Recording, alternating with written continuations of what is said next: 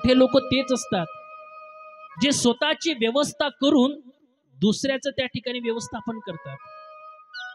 तुम्ही ज्ञानेश्वरी ऐकली आहेत, तुम्ही श्रीमद भगवत गीता ऐकलीत, पण मला एक सांगा ना, भगवान श्रीकृष्ण परमात्म्याने जी भगवत गीता सांगितली, मीच जरी अर्जुनाचं होतं, निमित्त जरी अर्जुन असलात, पण उद्धार मात्र जगताचा करायचा होता. अर्जुनाचे निमिसे गीता प्रकाशली श्रीराजे. अर्जुनाच्या मिसाने भगवंतानी श्रीमद भगवत गीता सांगितली, पण आज ती भगवत गीता अनेक साधकांच्या जीवनामध्ये जे काही प्रश्न पडलेले आहेत त्या प्रश्नाला सोडवण्याचं काम करत असतात. म्हणजे हे फार आधी केलं आणि आपली व्यवस्था लावून गेली.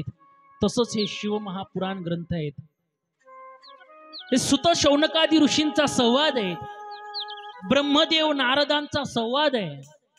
पण या संवादामधून, या संवादाच्या माध्यमातून आज आपल्याला या ज्ञान गंगेमध्ये न्हाल्यानंतर आपल्याला आपलं जीवन उद्धाराच्या दिशेने नेता येतं, आपल्याला आपलं जीवन कृतार्थ करता येतं. इतकी पावन पुनीत कथा आहे बरं का. तुम्हाला कथेच्या माध्यमातून माहिती नाही काय, सगळं माहिती आहे, पण तरी कथा आपण ऐकतोय ना, तरी कथा ऐकतोय. मला वाटतं तिथं 4 कथा झाल्यात नाही का, 2 का 3 कथा झाल्यात नाही, याच्या आधी 2 झाल्यात, ही तिसरी कथा आहे.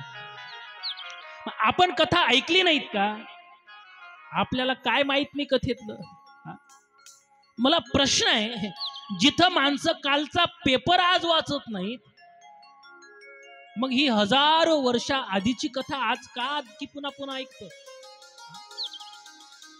कालचा पेपर आज वाचतात काय लोक? अजिबात नाही. कालचा पेपर आज वाचत नाही. कालचा पेपर जर आज असेल ना, तो जर जुना झालात ना, तर तो जुना पेपर एकतर हॉटेलमध्ये भजे खायच्या कामात पडतो, नाहीतर बाबूची. एवढ्यात कामात पडत असलेला तो कालचा पेपर जर आज लोक वाचत नाहीत, मग ही त्रेतायुगातली कथा आजही आपण का श्रवण करतो? पेपर वाचत नाहीत ना, आपल्याला कुठं आवडतं. एक शेगावच्या बस स्टँडवर एक माणूस, मुलगा पेपर वाटत होता. पेपर पेपर पेपर, ते पेपर वाटत असताना अगदी बस जायला निघालीत, तेवढ्यात त्या कंडक्टरने जशी बेल वाजवलीत ना, बस निघायला लागलीत आणि त्या गाडीतल्या माणसाने त्या पेपरवाल्या मुलाला आवाज दिला, ए पेपरवाल्या इकडे ये. ते पोरग धावतच आलं, सांगितलं एक पेपर दे. त्यांनी पैसे त्याच्या हातात दिले. त्या पेपरवाल्याने त्या मुलानी त्या माणसाच्या हातात पेपर दिला. ती गाडी पुढे निघून गेली. पण त्या पेपरवाल्याच्या शेजारी एक त्याचा मित्र उभा होता. तो त्या पेपर विकणाऱ्या मुलाला म्हणायला लागला, का रे पेपर किती रुपयाचा आहे? तो म्हटला 4 रुपयाचा. 4 रुपयाचा?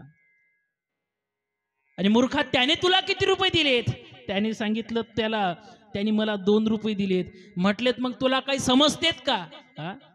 अरे त्यांनी तुला मूर्ख बनवलंत ना, त्यांनी तुला मूर्ख बनवलंत ना. त्यांनी तुला 2 रुपये दिलेत आणि तू त्याला पेपर देऊन गेलात, ते निघून गेलात ना. ते पोरग म्हणे, त्यांनी मला मूर्ख बनवलं नाही, मीच त्याला मूर्ख बनवलं. म्हणे कसं रे? ज्या वेळेला म्हणे तो मला पेपर द्यायला लागला होतात ना, ते पैसे द्यायला लागलात ना, तेव्हाच माझ्या लक्षात आलं की ते 2 रुपये आहेत. मी त्याच्या हातून निमूटपणे त्या ठिकाणी ते 2 रुपये घेतलेत आणि त्याला वरचा नाही, कालचा पेपर दिला. गेलं म्हणे ते निघून, गेलं ते निघून. मला सांगायचंय, कालचा पेपर जिथं लोक आज वाचत नाहीत, मग आज ही हजारो वर्षाची कथा आजही आपण का श्रवण करतोय? त्याचं कारण गोसावी तुलसीदासांनी सुंदर वर्णन दिलंय बघा.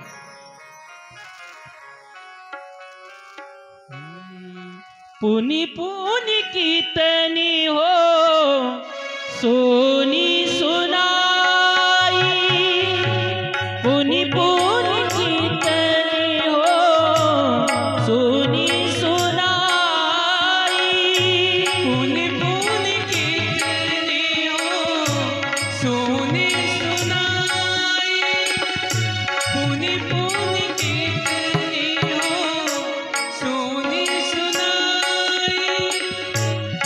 दिल की प्यास बुझत न बुझाई, दिल की प्यास बुझत न बुझाई।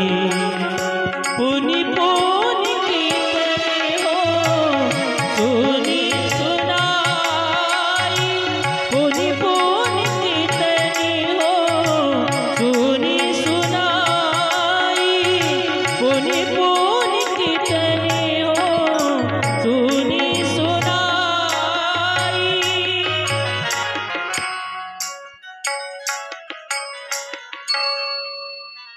पुनि पुनि कीर्तनी हो सुनी सुनाई, दिल की प्यास बुझत न बुझाई। ही कथा किती जरी श्रवण केलीत ना तरी माणसाचं पोट भरत नाही, पोट भरत नाही। माणूस जेवण करतो ना रोज, रोज किती टाइम जेवण करतो? 2 टाइम, काही लोकांना थोडीशी समस्या असेल तर 1 टाइम, काही लोक तर खूप काम करावं लागतं, कधी कधी 3-3, 4-4 टाइम गाडी ॲव्हरेज देते नाही का, तरी जेवण करावं लागतं। मग कधी एखाद्या वेळेला असं झालं का? कधी असं झालं का? नाही हो म्हटले, काय हे रोज रोज जेवण, पार कंटाळा आलात मला, आता 9-10 दिवस मी जेवतच नाही, असं होईल कधी? एखाद्या वेळेला तुम्ही उपवास करत असाल, पण ते उपवास जरी करत असलेत ना तरी त्याच्यामध्ये फलाहार घेतात, दूध प्राशन करतात, सुका मेवा तरी खातात। उपवास आहेत पण त्या उपवासामध्ये सुद्धा भोजन आहे का? माणूस काहीही झालं तरी उपवाशी मात्र राहू शकत नाही, उपवाशी राहू शकत नाही। आणि मग जेवण जसं माणसाला नित्याने लागतात ना, माणूस जेवताना कितीही चोजले करेल पण जेवण मात्र त्याला नित्याने पाहिजेत, त्याच्यात चोजले करू शकत नाही माणूस। एक असंच आला ड्युटीवरून, आणि ड्युटीवरून आल्यानंतर आईला म्हटलं, आई वाळ वाळ म्हटल्यानंतर जेवायला बसलं, आणि जेवायला बसल्यानंतर एक एक पदार्थ त्या ताटामध्ये होतात, त्याच्यात एक अशी काचाची मस्त वाटी होती आणि त्याच्यात घट्ट ताकाची कढी केलेली होती बघा, त्याच्यात मस्त जिरं टाकलेलं होतं, कढीपत्ता आलेला होता वर नाही का, असं मस्त घट्ट झाली होती, अशी छान वाटत, पाणी सुटलं नाही ना अशी मस्त झाली होती। ते पाहिलीत त्यांनी, आणि पाहिल्यानंतर एक फुरका घेतलात, आणि फुरका घेतल्यानंतर आईला म्हटला, हे आई कोणी केली ही कढी? काय झालं? हे अशी कढी करतात? हे हे हे हे असं खाऊ घालता तुम्ही आम्हाला? दिवसभर काम करावं लागतात, राब राब राबावं लागतात, हे खाऊ घालता तुम्ही? हे लागलं ना बोलायला आईला। आईला जसं बोलायला लागलात, आई राहिलं नाही, म्हटले, ए पोरा जास्त बोलू नको म्हणे, अरे हा तुला बोलायचंच असेल ना तर तुझ्या बायकोला बोल, ती कढी मी नाही केली म्हणे, बायकोनं केली, बायकोचं नावच ऐकलं म्हणे, आई कढी कशी होऊ दे पण लागून भली टेस्टी राहिली म्हणे, टेस्टी लागते। माणूस सोजले करेल पण जेवण करतो नाही का, जेवण करतो का? कारण माणसाला जेवण पाहिजेत का? कारण हे न म्हणावे साधारण, अन्न पूर्ण ब्रह्मजान, ते जीवन हेतू कारण विश्वाईया। समर्थ सद्गुरु श्री गजानन बाबांच्या महाराजांच्या भूमीतले आपण लोक आहोत, आपल्याला अन्नाच्या कणाची किती किंमत आहे हे चांगलं माहिती आहे। मी तर खरंच स्वतःला खूप भाग्यवान समजतो गड्या, मला निवासासाठी सुद्धा व्यवस्था केलीत, श्रींच्या प्रगट स्थळाच्या जवळच केलीत, तिथंच माझे बंधुराज, मला नाव नाही माहीत त्यांचं, पण त्यांच्या इथं व्यवस्था केलीत। खऱ्या अर्थाने भाग्य आहेत, बाबांच्या सानिध्यात तिथं राहण्याची व्यवस्था होऊन राहिलीत नाही का, हे महत्वाचं आहे। तुम्हाला अन्नाच्या कणाची किंमत माहिती आहे, अन्न महत्वाचं का आहे का? कारण अन्न माणसाला जिवंत ठेवतं, जसं अन्न माणसाला रोज पाहिजेत ना, जेवण रोज पाहिजेत ना, का? जेवण जिवंत ठेवतो आणि कथा जगवत असते, कसं जगावं सांगत असते, म्हणून कथा माणसाला नित्याने पाहिजेत, नित्याने पाहिजेत। कथा माणसाला जीवनामध्ये आपल्याला ऐच्छिक प्राप्ती करून देत असते बघा. प्राप्ती करून देते. कुठली प्राप्ती करून देते? कथेची काय उपलब्धी आहे किंवा आम्ही कथा का ऐकली पाहिजेत, हेही अत्यंत महत्वाचं आहे. हेही महत्वाचं आहे का कथेच्या संबंधाचा जर विचार केलात ना, कथेमध्ये 3 फायदे आहेत. 3 फायदे आहेत. कुठले आहेत? कथा त्रिवेणी संगम, देव, भक्त आणि नाम, तेथेची उत्तम चरण रज वंदिता. कथा त्रिवेणी संगम म्हटलेलं आहे. तुम्ही त्रिवेणी संगम बघितला असेल. 3 नदीच्या संगमावर ज्या वेळेला स्नान करतोत ना, माणसाच्या पातकाची होडी होत असते. मग या पातकाची होडी जर इतकी महत्वाची ठरली असेल, तर याही ठिकाणी पातकाची होडी होते. इथं 3 जण असतात. इथं 3घांचा संगम होतो. कुठला? एक तर देव येतात, देव येतात. दुसरे देवासोबत भक्त येतात, भक्त येतात. आणि त्या भक्तांसोबत नामाचा जयघोष असतो. आणि या नामाच्या जयघोषामध्ये, भक्तांच्या संगतीमध्ये ज्या वेळेला आपण ताता थैया थैया करून आनंद घेत असतो ना, त्यावेळेला प्रत्यक्षात माझा महादेव, माझा बोलेश्वर, माझे रामप्रभू समर्थ सद्गुरु श्री गजानन महाराज हे सुद्धा आपल्या भक्तांसोबत या ठिकाणी त्या हरिभक्तीच्या नादामध्ये तल्लीन झालेले असतात. आणि म्हणून आजपासून या ठिकाणाला सामान्य समजू नका. इथं माझा प्रत्यक्ष नंदी महादेव हे कोण्या रूपाने या ठिकाणी येऊन थांबले असतील सांगता येत नाही. इथं माझे रामप्रभू कोण्या रूपाने इथं आले असतील सांगता येत नाहीत. माझे हनुमंतराय या ठिकाणी कोण्या रूपाने आले असतील सांगता येत नाहीत. आणि माझे समर्थ सद्गुरु श्री गजानन महाराज हे कोण्या रूपाने या ठिकाणी आले असतील सांगता येत नाहीत. पण एक सत्य सांगतो, शपथ घेऊन सांगतो, इथं मात्र हे सगळेचे सगळे उपस्थित आहेत. यात चिंतित मात्र संशय नाहीयेत, सगळेच आहेत. आणि म्हणून अशा या पावन संगतीमध्ये, पावन लोकांच्या परिसरामध्ये अशा पद्धतीची ही आपण सुंदर कथा श्रवण करतो. पण ही कथा ऐकण्याच्या मागे आमचा फायदा काय आहे नाही का? कारण बरेच लोक या जगतामध्ये कुठलीही गोष्ट हे फायद्यासाठी केल्या जात असते. कुठलीही गोष्ट फायद्यासाठी केली जात असते. आणि ज्या गोष्टीमध्ये फायदाच नाही ती गोष्ट करण्यात सुद्धा अर्थ नाही म्हणतात. मग महाराज खरं सांगा, आता आम्ही इथं कथेला आल्यानंतर आमचा काय फायदा आहे? उलट तर आम्ही आमचा आराम सोडून आलोत. आम्ही जेवण केले नाहीत महाराज, तसेच आम्ही इथं आलोत. बरं, इथं आल्यानंतर तुम्ही काही आम्हाला कथा ऐकण्याचे पैसे देऊन राहिले नाहीत, साधे कूलरही लावले नाहीत तुम्ही, तरी आम्ही एवढे का येतोय? याच्या मागे काही तर उपलब्धी असेल ना. एवढी अव्यवस्था तुम्हाला जर त्या ठिकाणी वाटते तरी सुद्धा आपण या ठिकाणी येतोय, याच्या मागे आपला कुठल्या तरी मोबदल्याची आशा आहे. प्रत्येकाला आशा आहे, कथाकारासहित.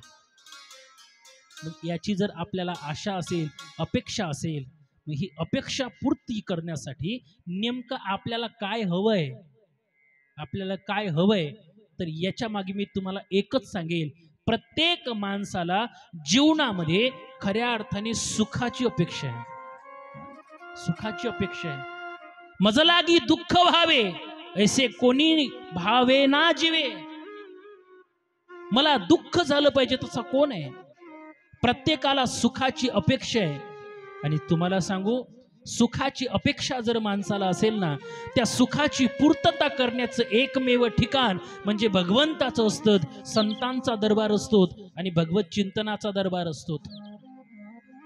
आणि मग हे ज्या वेळेला आपल्याला पूर्तता करायची आहे म्हटल्यात ना, मग ही पूर्तता करत असताना या पूर्ततेच्या मागे सुख तर मिळतच मिळतं, पण त्या सुखासोबत आपल्याला इतरत्र उपलब्धी सुद्धा मिळतात. अनेक उपलब्धी आपल्याला होतात, अनेक ठिकाणं आपल्याला मिळून जातात. काय मिळतात? खऱ्या अर्थाने हा देह जो माणसाला मिळालेला आहे ना, हा भगवत चिंतन करण्याकरता मिळाला. देवे दिला देह भजना गोमटा. भजना गोमटा की भोजना गोमटा? भजना गोमटा. आणि हा जर भजनासाठी दिला असेल ना, तर या नरदेहामध्ये आल्यानंतर भजन अत्यंत महत्वाचं आहे. पण हे भजन ज्या वेळेला माणूस विसरून जातोत ना, अशा वेळेला विसरलेल्या माणसाला मूळ जागेवर आणण्यासाठी ही कथा त्याला मार्गदर्शन करत असते, उपदेश करत असते. त्याला सांगत असतात, ए बाबा, तू जर ज्या कामासाठी आलात ते काम सोडून जर तू इतरत्र कामामध्ये लागलात, इतरत्र कार्यामध्ये स्वतःला गुंतवून ठेवलत ना, तर शेवटच्या क्षणाला तुला बऱ्याच वेळा नाही म्हटलं तरी सुद्धा तुला पातकाला सामोरं जावं लागेल. आणि ज्या वेळेला पातकाला माणूस सामोरे जात असतोत ना, त्यावेळेला नियम आहे, पातके करिता पुढे आहे पुसता, काय उत्तर देता होशील तू. आपण ज्या वेळेला जीवनामध्ये आपल्या हातून पाप घडतात ना, त्यावेळेला पाप कर्म करणाऱ्या माणसाला त्या ठिकाणी पुढे गेल्यानंतर त्याला विचारतात, ए का रे, क्या किया क्या किया क्या किया रे तूने जीवन गवा दिया, क्या किया रे जिसे पाना था उसको खो दिया रे, जिसे पाना था उसको तो खो दिया रे, जिसे पाना था उसको तो खो दिया. क्या किया क्या किया रे, क्या किया तूने जीवन गंवा दिया, तूने जीवन गंवा दिया, जिसे पाना था उसको खो दिया रे, जिसे पाना था उसको तो खो दिया रे, जिसे पाना था उसको तो खो दिया.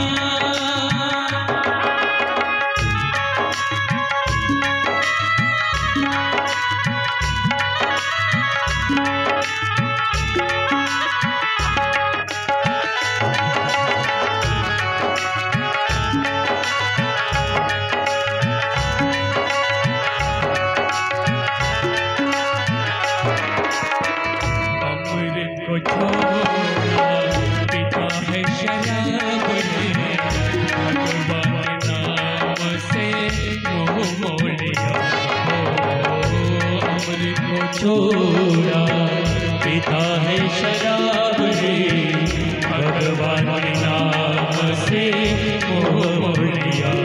क्या किया क्या किया क्या किया रे, क्या किया क्या किया क्या किया रे, तूने जीवन गंवा दिया, तूने जीवन गंवा दिया, क्या किया रे जिसे पाना था उसको तो खो दिया रे, जिसे पाना था उसको तो खो दिया रे, जिसे पाना था उसको तो खो दिया.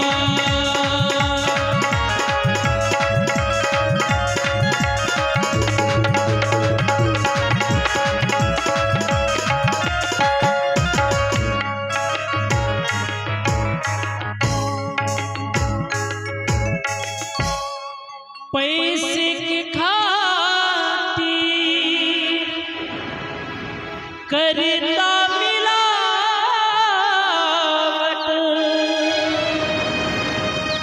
नेकी और नीति को भूल गया.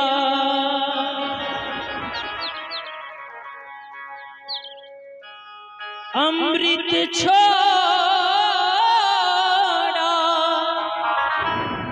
पीता है शराब रे, भगवान के नाम से मुंह मोड़ लिया. वंदनीय राष्ट्रसंतांचे शब्द अरे सगळे पापकृत्य करायला लागला. आणि हे कर्म ज्या वेळेला करतोत ना माणूस, या कर्माला भोगवण्यासाठी माणसाला जन्माला सामोरं जावं लागतं. अनेक गोष्टी अशा असतात का त्या गोष्टी माणसाला भोगाव्याच लागतात. केले कर्म झाले त्याची भोगा आले, उपजले मेले ऐसे किती. आणि हे कर्म ज्या वेळेला माणसाला भोगावे लागतात ना, मग मात्र त्या कर्म भोगत असताना पश्चाताप होतो, त्रास होतो. कारण ते यमाचे किंकर काही साधे नाहीत. ते काय करतात माहितीये का? मारिती, झोडीती, तोडीती, निष्ठूर यमाचे किंकर बहुजाच. ते मारतात, झोडतात, तोडतात. आणि हा असा त्रास ज्या वेळेला द्यायला लागतात ना, मग लक्षात येतं की अरे हे सामान्य नव्हते, हे त्रासदायी ठरतात. आणि हा त्रास ज्या वेळेला शरीराला होतोत ना, मग मात्र सहन होत नाही. आणि न सहन झाल्यामुळे मग मात्र माणूस याच्यापासून माझी सुटका कशी होईल हा प्रयत्न करतो. आणि ही सुटका करण्यासाठी बऱ्याच वेळा तो अवधी फार लावून देतो, त्याला वेळ लागतो, त्याला वेळ लागतो. खऱ्या अर्थाने माणसाला सुटका करण्याकरता संधी फार आधीच मिळालेली असते. माणूस नरदेहामध्ये आल्यानंतर, जन्माला आल्यानंतर त्याला तेव्हाच खऱ्या अर्थाने या पातकाची होडी करण्याकरता संधी प्राप्त झालेली असते. पण माणूस या सगळ्या गोष्टीला सोडून देतो, याला विसरतो आणि आपल्या पाप कृत्यामध्ये कायम राहतो. पण एक सांगू, या नरदेहामध्ये आल्यानंतर माणसाने स्वतःची सोडवणूक कधी करावी, कधी स्वतःला मुक्त करावं, कधी मुक्त करावं, परमार्थामध्ये माणसाने कधी लागावं सांगा ना. वयाच्या 85च्या पुढे, 85च्या पुढे परमार्थाला लागायचं. अहो, या व्यासपीठावरून बोलताना थोडस वाईट वाटतं, कधी कधी खेद वाटतो. ज्यांनी 85 ओलांडलीत, आता दात पडल्यानंतर महाराज महाराज आम्हाला माळा घालता का? आता दात पडल्यानंतर महाराज आम्हाला माळा घाला म्हणणारे असे कितीतरी भेटतात. अरे त्याग करायचा असेल ना, त्याग हा तारुण्यातला शोभत असतो. वैराग्य हे तारुण्यातलं शोभतं. कथा कीर्तनामध्ये खऱ्या अर्थाने जरूरत तर तरुणाची आहे, तरुण वर्गाची आहे. पण परमार्थ, आज आपली परमार्थाची व्याख्याच बदलून टाकलीत आपण. जो घरात निकामी झाला त्यांनी परमार्थ करावा. बऱ्याच वेळा बुडी म्हणतात ना, जाणं तिकडे कथा चालू आहे ना, घरात काय रोंगय रांगय करता म्हणतात. अरे तुम्हाला काय वाटतं मी काय मी खेड्यातलाच आहे, मला माहिती आहे ना इकडे काय. मी शेगावात 5-6 वर्ष राहिलेलं आहे. ही अवस्था आपली होते, आपण त्यावेळेला बोलून जातो. पण तुम्हाला सांगू, अरे काय अवस्था आलीत, काय वेळ आलीत आपल्यावर. आपल्याला घरातल्यांनी सांगावत की जा बाबा परमार्थ करायला जाय, घरातल्यांनी सांगावत की जा कथेला. इतके वाईट दिवस आपल्यावर यावे. अरे आहे त्या वेळेत, आहे त्या संधीचं सोनं करता आलं पाहिजे. पुढे आपल्याला ही संधी मिळणार का नाही माहिती नाही, पण आज जर ही संधी आपल्याला मिळाली असेल ना, त्या संधीचं सोनं करता आलं पाहिजे. काय सांगता येतं उद्याचा दिवस कसा आहे, पण आज जर माझ्या भगवंतानी आपल्याला ही संधी दिली असेल, आपण कथेला आलं पाहिजेत ना. आज माझ्या महादेवाने आज आपले पाय सुरळीत ठेवलेत. पाय जर सुरळीत ठेवले असेल तर इथं कथेला आलं पाहिजेत ना. आपल्याला जर हात सुरळीत ठेवलेत, आपलं जर मुख सुरळीत आहेत, आपल्याला बोलता येत आहेत, तर अशा वेळेला नामचिंतन करता आलं पाहिजेत ना. भजनामध्ये टाळी वाजली पाहिजेत ना. या गोष्टी देवाने दिलेल्या आहेत, याचा फायदा घेता आला पाहिजे. तुम्हाला सांगू, या प्रत्येक अवयवाचा किती फायदा आहे, हे अवयव किती महत्वाचे आहेत, याची किंमत काय आहे, हे त्याला विचारा. त्याला विचारा ज्याला ते अवयव नाही आहेत, त्याला विचारा. आणि मग हे अवयव, हे जर शरीर माझ्या देवाने आपल्यासाठी सुरळीत ठेवलं असेल, चांगल्या पद्धतीचं ठेवलं असेल, तर अशा ठिकाणी आपण त्याचा फायदा घेतला पाहिजेत आणि अशा पद्धतीची कथा ऐकली पाहिजेत. आणि ज्या वेळेला या कथेसाठी आपण उपस्थित राहतो, ही शिवकथा श्रवण करतो, हे जे काही पातक माणसाच्या जीवनामध्ये होतात, या पातकाचं क्षालन करण्याची इच्छा ज्या वेळेला होते ना, ते क्षालन करण्याकरता संधी माणसाला मिळते फक्त एका माध्यमातून, ते म्हणजे शिवमहापुराण कथेच्या माध्यमातून. एकदा का शिवमहापुराण कथा आपण श्रवण केलीत आणि हे शिवमहापुराण कथा आपण एकदा का आपल्या जीवनात उतरवलीत, याच्यापासून आपल्या जीवनामध्ये फायदाच फायदा होतो. फक्त फायदा कथा ऐकल्यानंतर ते आचरणात आणल्याने होत असते, तसं नाही. कारण बऱ्याच ठिकाणी लोकांना वाटते शिवमहापुराण कथा म्हटली की बस काहीतरी नुसके सांगायचे आणि मग कथा करायची, ऐकायची आणि ते घरामध्ये आचरणात आणलं म्हणजे आपला फायदा. तसं नाही दादांनो, तसं नाही. तुम्हाला एक, आता आज पहिला दिवस आहे म्हणून उलगडा करूनच टाकतो. शिवमहापुराण कथा आहे हे सत्य आहे. 7 दिवस शिवमहापुराण कथाच होणार आहे हेही सत्य आहे. 7 दिवस शिवमहापुराण कथेच्या व्यतिरिक्त बोलणार नाही हेही सत्य आहे. पण तुम्हाला एकच सांगतो, तुम्ही जर प्रदीपजी मिश्रा सांगतात ते ऐकण्याच्या दृष्टिकोनातून आले असाल, किंवा ते सांगतात तेच मी सांगितलं पाहिजे या भावनेनं जर तुम्ही येत असाल ना, तर उद्यापासून तुम्ही येणं बंद करा, किंवा मग मला तरी सांगा की तू कथा सांगू नको. कारण प्रदीपजी जे मिश्रा जे सांगतात ते कशातून सांगतात, कुठून सांगतात हे मला माहिती नाही. पण मी शिवमहापुराण ग्रंथाची पूजन करण्यासाठी आलोय.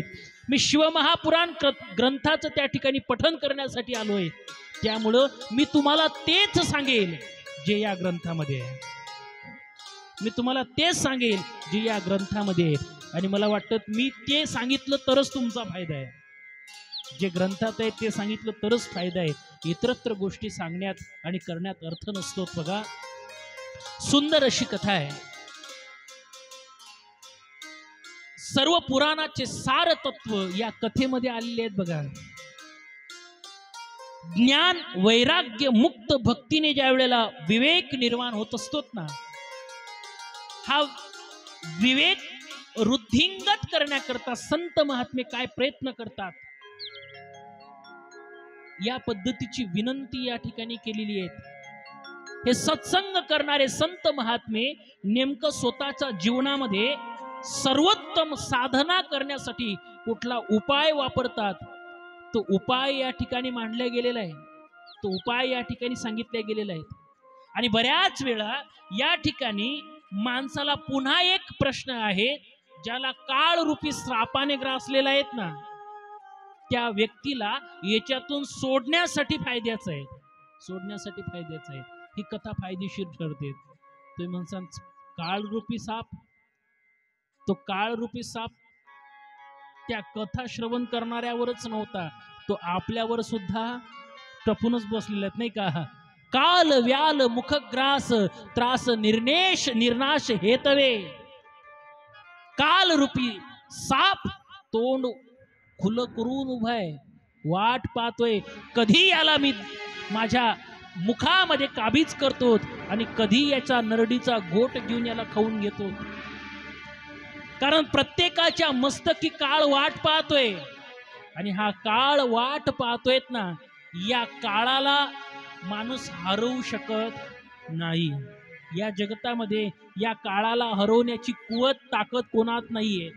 प्रत्येकाला मरणाला सामोरं जावं लागणार आहे. कोणी आलत का अमरपट्टा घेऊन? कोणी आलत का अमरपट्टा घेऊन? अजिबात नाही. तुम्हाला सांगू, कथा सांगणाऱ्याचाही भरोसा नाही पुढच्या क्षणाला जगणार आहे की मरणार आहे म्हणून. मग प्रत्येकाला जर जावं लागत असेल तर मग त्या जाण्यापासून मरण तर अटळ आहे ना, पण याला मरणापासून, या मरणाच्या दुःखापासून आणि मेल्यानंतरचे जे काही भोग आपल्याला भोगायचे आहेत त्याच्यापासून सुटका करण्यासाठी काही प्रयत्न आपण केलेत का, हाही विचार माणसाने केला पाहिजेत. मी तुम्हाला का सांगतोय माहितीये का हे सगळं? हे मी कथेचं बेनिफिट सांगतोय. आधी तुम्हाला प्रश्न निर्माण करावे लागतील आणि नंतर या सर्व प्रश्नाचं एक उत्तर काय आहे ते मला तुम्हाला सांगायचं आहे. प्रत्येकाला मृत्यूला सामोरं जावं लागेल. जगाताचा नियम आहे ते. आया है सो जाए का राजा रंक फकीर, नाही का? सगळे लोक मरणार आहेत.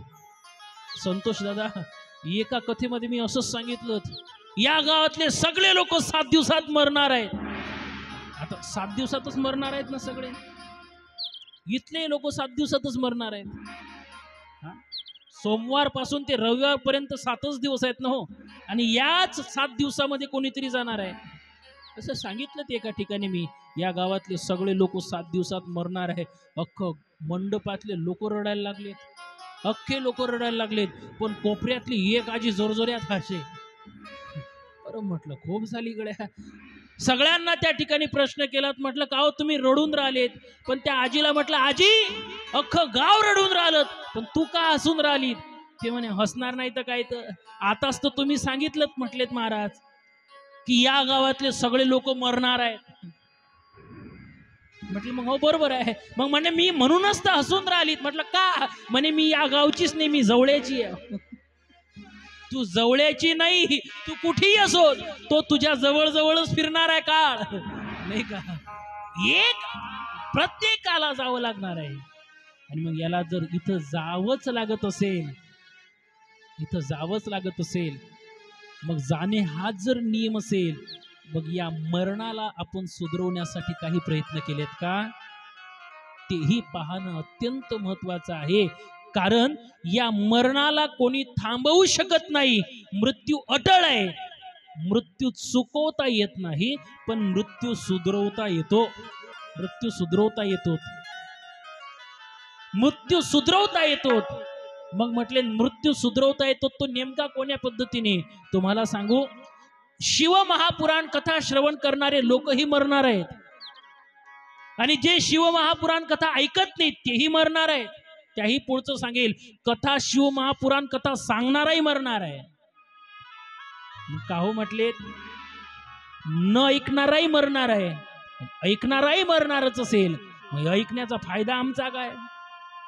आमचा फायदा काय आहे? तर एकच फायदा मी तुम्हाला सांगेल. तुम्ही मांजर पाहिलीत, मांजर पाहिली, ती मांजर, तिचं भक्षण काय आहे? तशी ती मांसाहारी आहे. ती मांसाहारी आहे. ती घरातलं जरी खाद्य खात असेल, पण ती ज्या वेळेला मांसाहारी असल्यामुळे घरातले जे काही उंदीर असतात, त्याला काय म्हणतात, मामुजी, मामुजी, ते उंदीर असतात ना, त्या उंदिरासाठी टपूनच बसलेली असते. पण त्या उंदिरासाठी ज्या वेळेला टपून बसलेली असतेत ना, ज्या वेळेला तिच्या समोर तो उंदीर येतोत ना, त्याच्यावरती अशी झळप टाकते, अशी झळप टाकते का एका झळप टाकल्याबरोबर त्या उंदिराचा मृत्यू होतो, मरून जातो. एका घासात त्याला खाऊन टाकते, एका घासात खाऊन टाकते. पण त्या मांजरीकडे जर तुम्ही नित्याने पाहत असाल ना, ती मांजर ज्या जबड्याने, ज्या दाताने उंदिराच्या नरडीचा घोट घेतेत ना, त्याच जबड्याने आपल्या पिल्लांनाही घेऊन जातेत, आपल्या पिल्लांनाही घेऊन जातेत. पण नखाचा कणोड सुद्धा त्या ठिकाणी लागू देत नाही, नाही करू देत नाही. ज्या जबड्याने उंदिराला खाऊन टाकलं, त्याला फाळून टाकलं, त्याच जबड्याचं दाताचा कण सुद्धा त्याला लागू देत नाही. जबडा तर एकच आहे ना, पण जबडा जरी एक असलात ना, तरी उंदिराच्या ठिकाणी असलेला मांजरीचा भाव आणि पिल्लाच्या ठिकाणी असलेला मांजरीचा भाव हा वेगळा आहे. तसं हा काळ रूपी बोका, काळ रूपी मांजर हे टपून बसलेली आहे. श्रवण करणाराही जाणार आहे, न ऐकणाराही जाणार आहे. पण न ऐकणारा कसा जाईल माहिती काय? उंदरासारखा. आणि आपणही जाऊच. आपल्यासाठी माझ्या भगवंताचा नियम त्या मांजरीच्या पिलासारखा असेल, त्या पिलासारखा असेल. तो काळ घेऊन तर जाईल खरा, पण अलगद पद्धतीने आपला उद्धार करतो. खऱ्या अर्थाने ही शिवमहापुराण कथा याच्यासाठी ऐकली पाहिजेत, कारण जीवनातला सगळ्यात मोठा जर भय कुठला असेल तर तो मृत्यूचा आहे. आणि एकदा का मृत्यूवर माणसाने विजय मिळवला तो जगताच्या साम्राज्याचा अधिपती बनून जातोच ना. आणि म्हणून या जगतामध्ये खऱ्या अर्थाने श्रवणासाठी हे अत्यंत महत्वाचं साधन आपल्याला सांगितलेलं आहे की तुम्ही जीवनामध्ये आल्यानंतर बाकी काही केलं नाही तरी चालेल, पण एकदा का माणसाने जीवनात शिवमहापुराण कथा श्रवण केली पाहिजे. ती शिवमहापुराण कथा एकदा माणसाने जीवनात श्रवण केलीत आणि त्या पद्धतीचं आचरण करायला लागलेत ना, मी शपथ घेऊन सांगतो पुन्हा माणसाला दुसरं काही करण्याची गरज पडत नाही. पण एकदा श्रवण केल्यानंतर तुम्ही म्हणसाल एकदाच ऐकावे लागते तर महाराज ही तिसरी कथा आहे इथं. मला सांगायचंच आहे, एकदा श्रवण केल्यानंतर पुन्हा मात्र जीवनात बदल होता कामा नये. त्याच्यामध्ये ज्या वैराग्याच्या गोष्टी सांगितल्या जातात, त्याच्यामध्ये ज्या त्यागाच्या गोष्टी सांगितल्या जातात, जे आचरणशील गोष्टी सांगितल्या जातात, त्या सगळ्याच्या सगळ्या गोष्टी माणसाने जीवनात उतरवायच्या असतात. आणि ह्या गोष्टी ज्या वेळेला माणूस जीवनात उतरवतोत ना, खऱ्या अर्थाने त्यावेळेला माणसाला ते फायद्याचं ठरत असते, त्यावेळेला फायद्याचं ठरत असते. नाहीतर मग आपण एकदा ऐकायचं आणि तिथून पुन्हा जैसे थे ही जर वृत्ती झाली तर मग फायदा नाही. मग फायदा नाही. तुम्हाला बदल होतोच. एक कथा माणसाला सुधरून जाते. त्याही पेक्षा पुढचं बोलेल, प्रत्येक वेळी माणसाला उद्धार होण्यासाठी सगळी कथाच ऐकावी लागते असं नाही. माणसाला स्वतःचा उद्धार करण्यासाठी सर्व कथाच ऐकावी लागतात असं नाही. कधी कधी कथेतला एखादा शब्द सुद्धा माणसाच्या जीवनामध्ये कितीतरी अमूलाग्र बदल करून आणतो, त्याच्या फायद्याचं ठरत असते. मग त्याच्यासाठी फक्त अंतकरणाला एकदा स्वच्छ केलंत ना, त्या स्वच्छ केल्यानंतर त्या अंतकरणाला पुन्हा मलिन होऊ देता कामा नये.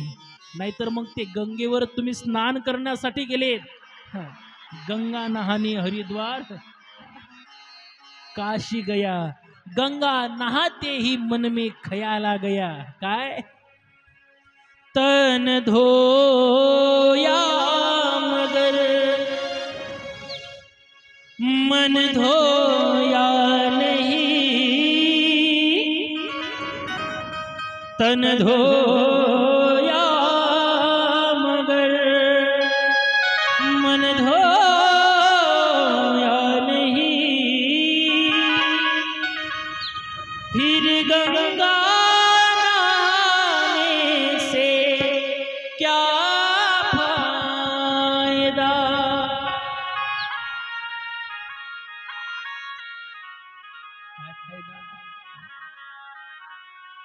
गंगा पाप धुते हे सत्य आहे. माँ गंगा हे माणसाचे पाप धुते हे सत्य आहे. मग काय याचा अर्थ असा आहे का पाप करायचे, गंगेवर स्नान करायला जायचं, स्नान करून आले की पुन्हा पाप सुरू? असं कितीदा केलं म्हणजे माता गंगा शुद्ध करेल? नाही. माता गंगा शुद्ध करते, पण स्नान केल्यानंतर जर शेजारच्याच माणसाच्या जे आंघोळ करून राहिले त्याचाच मोबाईल आणि त्याच्यातलेच पैसे आणि त्याची चप्पल चोरून जर घेऊन जात असेल तर ते गंगा पुनीत करीत नाहीत. प्रत्येकाला श्रवणाचं जर फळ प्राप्त व्हावं वाटत असेल, अंतकरणाची शुद्धी व्हावी असं वाटत असेल, भगवंताला आपली भक्ती प्राप्त व्हावी असं वाटत असेल, तर आधी अंतकरणातून स्वतःला शुद्ध करा. आधी स्वतःचं मन निर्मळ करा. नाही का? नाही निर्मळ जीवन काय करील साबण, काय करील साबण. ते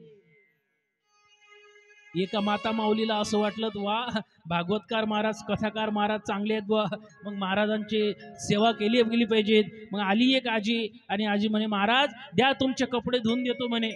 म्हटलं बाप नका, नाही नाही द्या म्हणे मी तुमचे कपडे धुवून देतो. आणि कपडे धुवून दिल्यानंतर मग आता आजीने ते आमचं धोतर, आता धोतर म्हटलं काही एवढं सगळं असते लांबलचक धोतर, आजीने धोतर धुवायला, महाराजचं धोतर आहे म्हणून आजीने ते धोतर धुवायला घेतलं. आणि आजीने ते धोतर घेतल्यानंतर त्या धोतराला 1 किलोचं साबण घेतलं. बघा मी काय सांगतोय, 1 किलोचं साबण नसते, पण 1 किलोचं साबण घेतलं सर्फ एक्सेलचं, कारण महाराज लोकांना ते आवडते म्हणून हा. सर्फ एक्सेलचं 1 किलोचं साबण घेतलं आणि आजीने विचार केला नाही, म्हटले महाराजांचं आहे ना, मग महाराजांचे कपडे चांगले धुवायचे. आजी गेली. आता आजीला नेमकी कपडे धुवायला गेल्यानंतर आजीला माहिती पडलं की भला मोठा आज शेगाव नगरीमध्ये पाऊस आला आणि पाऊस आल्यामुळे काय झालं, प्रत्येक नदीला पूरच पूर आहे, पाणीच पाणी आहे, पाणीच पाणी आहे. म्हणून मग त्या आजीने काय विचार केला, घरचं पाणी संपवण्यापेक्षा आपण नदीवरच कपडे धुवायला जाऊ. आता पहिल्या पुराचं पाणी पाहिलं ना तुम्ही, किती नितळ असते, काळशार कसं असते, भोरं भोरं असते, भोरं भोरं.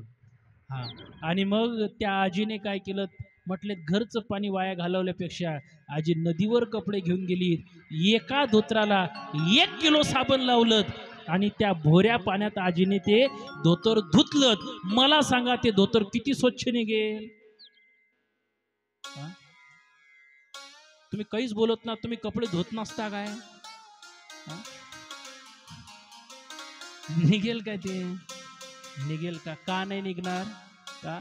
अरे पाणी चांगलं नाही, पाणी चांगलं नाही तर साबण काय करेल? नाही निर्मळ जीवन काय करील साबण. तसं दुसऱ्या अर्थाने जर या प्रमाणाचं उत्तर द्यायचं झालं ना, माणसाचं जर अंतःकरण निर्मळ नाही, मग तुम्ही किती जरी भक्ती केलीत तर फायदा ठरणार नाही. म्हणून आपल्याला जर खऱ्या अर्थाने कथेतून उपलब्धी करायची असेल, आपल्याला कथेतून काही प्राप्त करायचं असेल ना, तर माझी विनंती आहे, कथा ही अंतःकरणापासून ऐकायला पाहिजेत.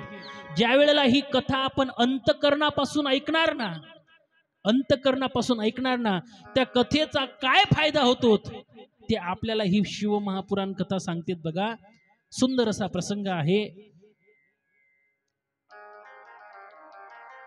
किरातांचं नगर आहे. शिवमहापुराण कथेचे जे महात्म्य सांगितलेलं आहे, महिमा सांगितलेला आहे, त्या महिमेचं वर्णन करताना सांगतायत इथं किरातांचं नगर आहे आणि त्या नगरामध्ये